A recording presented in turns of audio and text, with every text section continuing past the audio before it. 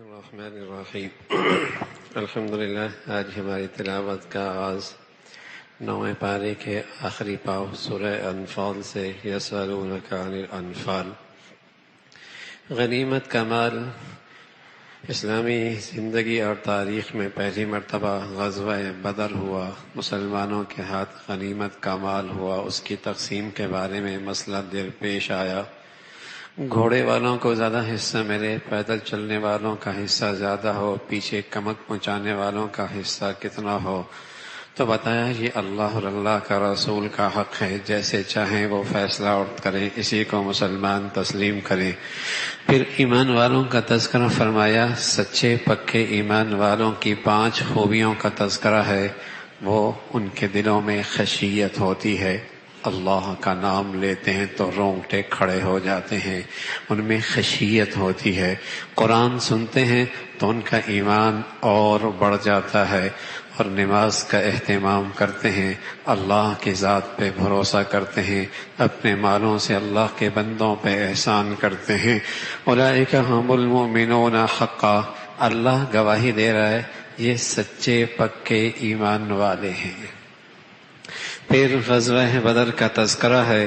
غزوہ بدر اللہ کی منشا اور چاہت تھی کہ 2 جماعتوں میں مٹھ بھیڑ ہو جائے اور مسلمان اور کافروں کے درمیان ایک ایسا مقابلہ ہو کہ دنیا سر کی آنکھوں سے دیکھے حق والے کون ہیں، باطل کون ہے، تاکہ حق قبول کرنے والوں کے لیے آسانی ہو اور باطل والوں کو بھی یقین ہو جائے کہ یہ باطل ہی ہے. تو اللہ نے ایسا انتظام کیا کہ کفار کی نظروں میں مسلمانوں کی تعداد تھوڑی اور مسلمانوں کی نظروں میں کافروں کی تعداد تھوڑی، تاکہ میدان میں مقابلہ ہو.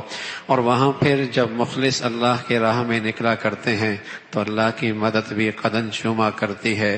اللہ کے فرشتے آ کر مدد کرنے کے لیے ساتھ ہو گئے اور فرمایا جو تم نے تیر برسایا ہے اور جو تم نے گردن ماری ہے اور تم جو جسم پہ زخم لگائے ہیں تم نے نہیں کیے، اللہ نے کیے. یہ اللہ نے کی ہیں، یعنی اللہ کی مدد اور نصرت ہے. تمہارا کام کیا ہے؟ اللہ اور اللہ کے رسول کی اطاعت کرتے رہا کرو، اور اللہ تمہیں جس چیز کی طرف بلائے جس میں تمہارے لیے زندگی اور نجات ہے اس کو قبول کرو. ڈرو اس فتنے سے جو صرف گناہگاروں پہ نہیں آیا کرتا، ان پہ بھی آیا کرتا ہے. جو گناہ دیکھیں اور پھر نہ روکیں تو اس فتنے سے، اس اللہ کے عذاب سے ڈرو.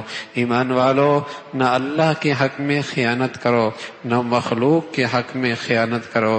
اے اہل ایمان، اگر تم تقوی اختیار کرو گے اللہ تمہیں دل کی روشنی عطا فرما دیں گے. بدر کا ایک نام فرقان ہے، قرآن کا ایک نام فرقان ہے، اور اللہ ایمان والے کو تقوی کی برکت سے جو چیز دیتا ہے اس کا نام بھی فرقان ہے. بدر کا نام یوم الفرقان، فرقان کا دن جس میں حق اور باطل واضح ہو گیا. قرآن کا نام ہے تبارک الذی نزل الفرقان. قرآن کا نام بھی فرقان ہے جس سے حق اور باطل کا پتہ چلتا ہے. اللہ ایمان والوں سے کہتا ہے ان تتقوا اللہ یجعل لکم فرقانا. اگر تم تقوی اختیار کرو گے اللہ تمہیں بھی فرقان عطا فرمائیں گے. یہ دل کی روشنی ہے جس سے اچھے بروں کی تمیز ہوتی ہے، سنت اور بدعت کا پتہ لگتا ہے، نیک اور بد کا بہروپیہ اور نیک کردار کی پہچان ہونے لگتی ہے. رسول اللہ صلی اللہ علیہ وسلم فرمایا کرتے تھے اتقوا فراست المومن فإنه ينظر بنور اللہ. مومن کی فراست سے بچو، وہ صرف آنکھوں سے نہیں دیکھتا، اللہ اس کو دل کی روشنی اور بصیرت بھی نصیب فرما دیتے ہیں. جتنا تقوی بڑھیا ہوگا یہ بصیرت کی دولت بڑھیا ہوگی. اور ایک مطلب اور بھی ہے، ایمان والو تم تقوی اختیار کرو تاکہ تم معاشرے اور سوسائٹی میں حق کا نشان بن جاؤ. ایمان والو تم تقوی اختیار کرو تاکہ معاشرے اور سوسائٹی میں اور انسانی بستیوں میں تم حق کا نشان بن جاؤ. تمہیں لوگ دیکھ کر رائے حق قبول کریں، ہاں یہ حق والا، یہ سچ والا، یہ دین والا، یہ اخلاق والا، یہ کردار والا. پھر اللہ رب العزت نے ان ضدیوں کا تذکرہ کیا جو یہ کہتے کہ اگر ہم غلط ہیں تو آسمان سے ہم پر پتھروں کی بارش کیوں نہیں ہوتی. اگر ہم غلط ہی ہیں تو ہم پر آسمان کی بارش کیوں نہیں ہوتی؟ تو جواب ملا، دو چیزیں ہیں جو اللہ کے عذاب کو روکی ہوئی ہیں۔ ایک آپ کا وجود، جب تک آپ ان میں موجود ہیں عذاب نہیں آئے گا، اور دوسرا کیا چیز ہے؟ آج اللہ کے نبی دنیا سے چلے گئے، اب بھی اللہ کا عذاب رک سکتا ہے۔ دوسری چیز کیا ہے؟ فرمایا جب تک قوم معافیاں مانگتی رہے گی اس وقت تک بھی اللہ کا عذاب نہیں آئے گا۔ وما كان الله ليعذبهم وانت فيهم وما كان الله معذبهم وهم يستغفرون۔ جب تک آپ ہیں عذاب نہیں آنا، جب تک قوم استغفار کرتی رہے گی اللہ کا عذاب نہیں آنا۔ وہ فخر کیا کرتے تھے کہ ہم بیت اللہ کے مجاور ہیں اور ہم بیت اللہ کے متولی ہیں اور مسجد حرام کے خادم ہیں، تو فرمایا یہ متولی نہیں ہے، متولی تو وہ ہوتا ہے جو پرہیزگار اور تقوی والا ہوتا ہے۔ یہ تو زبردستی مسلط ہیں، یہ تو زبردستی مسلط ہیں۔ ان کا تذکرہ فرمایا، پھر فرمایا راہ خدا میں جان دینے کا یہ سلسلہ قیامت تک رہے گا جب تک کہ دنیا کے اندر اللہ کا دین، اللہ کا نظام غالب نہ ہو جائے۔ پھر غنیمت کے حصوں کا تذکرہ، پھر غزوہ بدر کا مشاہدے کے انداز میں منظرنامہ کہ تم اس کونے پہ تھے، دشمن اس کونے پہ تھا، اور درمیان میں اللہ رب العزت دونوں کی نظروں میں تعداد تھوڑی دکھا رہے اور اللہ کی مدد پھر تم نے اپنی آنکھوں سے دیکھی۔ ایمان والو، جب بھی دشمن سے تمہاری مٹھ بھیڑ ہو اللہ کو نہ بھولنا، اللہ کو نہ بھولنا، اور آپس کا اتفاق نہ توڑنا، اس لیے کہ جب تم آپس میں اختلاف کرو گے اللہ کی مدد اور نصرت رک جائے گی اور تمہاری کامیابیاں ذلتوں اور پستیوں اور شکستوں سے بدل جائیں گی۔ اس کا تذکرہ فرمایا، اور تم میدانوں میں جب جاؤ عاجزی اور انکساری کے ساتھ، تکبر اور غرور کے ساتھ نہیں، جیسے مشرکین میدان میں آئے اتراتے ہوئے، تکبر کرتی ہوئے، اور ان کے پیچھے ان کی عورتیں انہیں جسے کہیں کہ گانوں کے ذریعے اور مختلف اشعار کے ذریعے ابھارتی رہی، اور شیطان بھی انسانی روپ میں ان کے ساتھ کہ میں بھی تمہارے ساتھ ہوں۔ لیکن جب اللہ کے فرشتوں کو آتے دیکھا جو ان کے پیٹوں پر اور جو ان کے چہروں پر مار رہا تھا، تو شیطان میدان مار رہے تھے تو شیطان میدان سے فرار اختیار کر گیا، کہنے لگا جو میں دیکھ رہا ہوں وہ تم نہیں دیکھ رہے، جو میں دیکھ رہا ہوں وہ تم نہیں دیکھ رہے۔ اور جب کافر مرتا ہے تب بھی اس کی حالت یہی ہوتی ہے کہ فرشتے اس کے منہ اور چہرے پہ مار رہے ہوتے ہیں۔ اسی کا تذکرہ فرمایا، وہ روئے زمین کا بدترین چوپایا ہے جو اللہ پر ایمان نہیں لاتا، روح زمین کا بدترین چوپایا ہے جو اللہ پر ایمان نہیں لاتا۔ ایمان والوں سے کہا تم فکری طور پر بھی اور مادی طور پر بھی اور روحانی طور پر بھی اپنے آپ کو اتنا مضبوط کر لو کہ ہمیشہ تمہارا دشمن پہ روب ہو، دبدبا ہو، فکری طور پر بھی مادی طور پر بھی، گھوڑوں کی تیاری، اسلحے کی تیاری، نظریات کے لحاظ سے بھی اور روحانی لحاظ سے بھی، اس لیے کہ روحانیت کے بغیر وسائل سے کبھی جیت نہیں ہوا کرتی۔ مسلمان جب بھی میدانوں میں کامیاب ہوا ہے اسی روحانی ایمانی بنیادوں پر ہوا ہے کہ جہاں وہ موت سے زندگی سے زیادہ پیار کرتا ہے، شہادت کو زندگی سے زیادہ ترجیح دیتا ہے۔ ایمان والوں سے کہا تم ہمیشہ فکری لحاظ سے، مادی لحاظ سے، روحانی طور پہ اپنے آپ کو تیار رکھو۔ لیکن بدقسمتی سے آج پوری دنیا میں یہ ساری چیزیں مسلمانوں کی زندگیوں سے نکلی، اس کا تذکرہ فرمایا، اور فرمایا پھر لڑنا ہی اسلام نہیں ہے۔ اگر دشمن مقابلے میں آ کے صلح کے لیے تیار ہوا، آپ بھی صلح کے لیے تیار ہو جائیں اور آپ بھی صلح پہ راضی ہو جائیں، اور پھر اللہ پہ بھروسہ رکھیں، اللہ پہ بھروسہ رکھیں، اور اللہ کی مدد ایمان والوں کا ساتھ آپ کے ساتھ ہے۔ آپ کو اللہ نے ایک بڑی دولت دی ہے کہ مسلمانوں کا آپس کا اتفاق یہ آپ کے ساتھ ہے، ورنہ یہ آپس کا دلوں کا جڑنا، ساری دنیا کی دولت بھی خرچ کر ڈالو تب بھی دلوں میں آپس کا اتفاق و اتحاد نہیں آ سکتا۔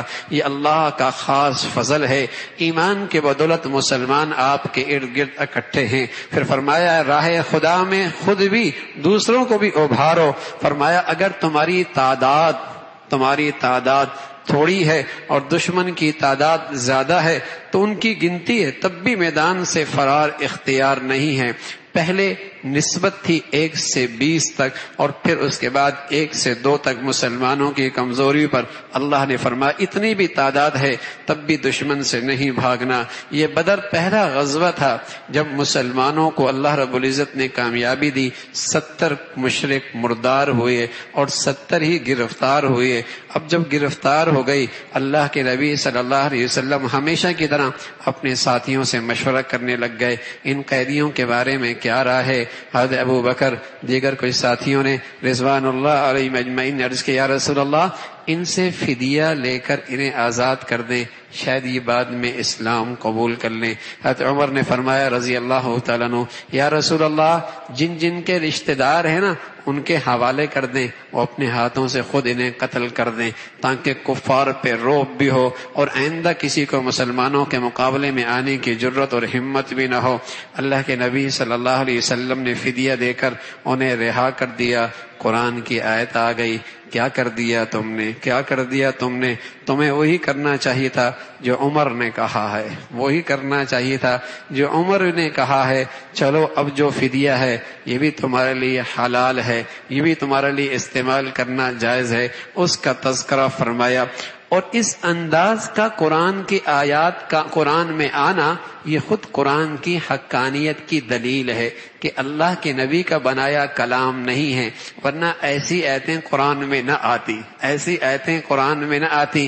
یہ قرآن اللہ کا کلام ہے جہاں تعلیم بھی ہے، ترغیب بھی ہے، تربیت بھی ہے، رہنمائی بھی ہے، تنبیہ بھی ہے۔ سبحان اللہ، پیغمبروں کی تربیت اللہ براہ راست خود کرتے ہیں۔ پھر اسی کا تذکرہ فرمایا، پھر فرمایا جو اللہ کے راستے میں ہجرت کرتے ہیں اور جو پھر ان مسلمانوں کو ٹھکانہ دیتے ہیں یہ سچے ایمان والے ہیں۔ ایمان والوں کو تنبیہ فرمائی، دیکھو ساری دنیا کا کفر اسلام دشمنی میں اکٹھا ہے، اے مسلمانوں اگر تم اسلام کی حفاظت اور تحفظ میں ایک نہ ہوئے پھر دنیا میں فساد کو کوئی چیز نہیں روک سکتی۔ ساری دنیا کا کفر، ان کے لاکھ آپس میں اختلاف، داخلی بھی اور خارجی بھی اور معاشی بھی اور سرحدی بھی، ان کے آپس کی اختلاف، لیکن اسلام دشمنی میں سب ایک نظر آتے ہیں۔ تو ایمان والوں سے کہا تم بھی رنگ، نسل، وطن، جماعتیں، گروہوں، فرقوں سے بالا تر ہو کر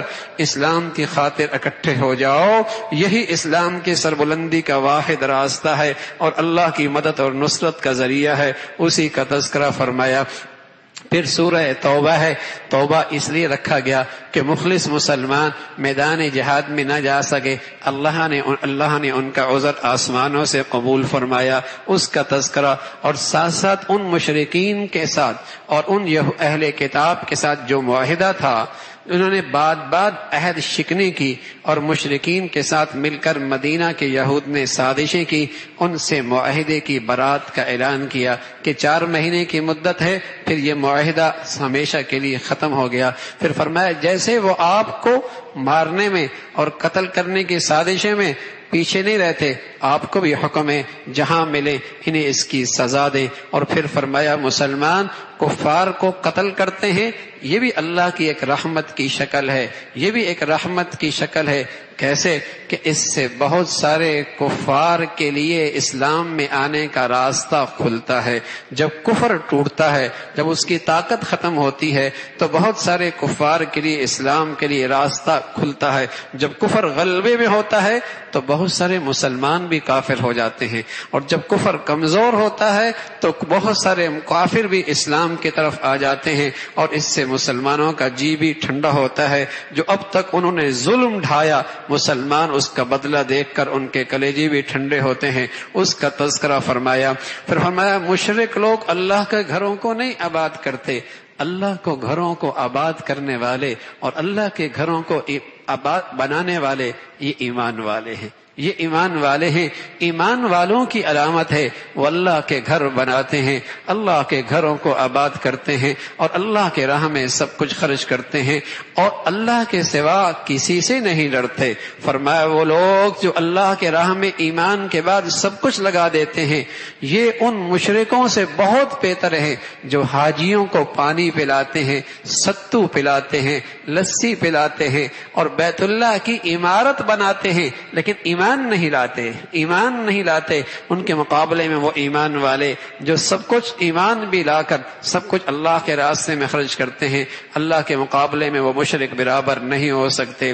پھر فرمایا کہ تمہیں اپنے مالوں سے اور اپنی جانوں سے اور اپنے خاندانوں سے اور اپنے گھروں سے اور تجارتوں سے محبت ہے، ساری محبتیں بجا، لیکن اللہ کے حکم سے اور اللہ کے راستے سے زیادہ ان چیزوں کی محبت نہیں ہونی چاہیے۔ یہ اللہ کے حکم کی تعمیل کرنے میں یہ چیزیں رکاوٹ نہ بنے، اگر رکاوٹ بنے گی پھر اللہ کی پکڑ آئے گی۔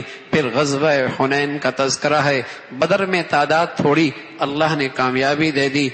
حنین میں مسلمانوں کی تعداد بہت بڑی، خیال آیا پہلے تھوڑے تھے ہم کامیاب اور جیت گئے، آج تعداد بڑی ہے، آج تو ہماری فتح یقینی ہے۔ بس یہ خیال آنا ہی تھا، میدان کے اندر سے پاؤں پھسلنے لگے اور قدم اکھڑنے لگے اور شکست کے آثار نظر آنے لگے، فوراً اپنی غلطی کا احساس ہوا، اے اللہ تیری مدد کے محتاج ہیں۔ اللہ کی مدد اور نصرت آئی اور وہ شکست کے آثار ختم ہوئے، اللہ نے کامیابی عطا فرمائی۔ فرمایا آج کے بعد مشرکوں کا حرم میں آنے کی اجازت نہیں ہے، اور تمہیں یہ خیال ہو جائے پھر معاشی طور پہ جو لین دین کی شکلیں ہیں وہ بڑی متاثر ہو جائیں گی۔ فرمایا اللہ تمہیں اپنے فضل سے غنی کر دے گا، اللہ تمہیں اپنے فضل سے غنی کر دے گا۔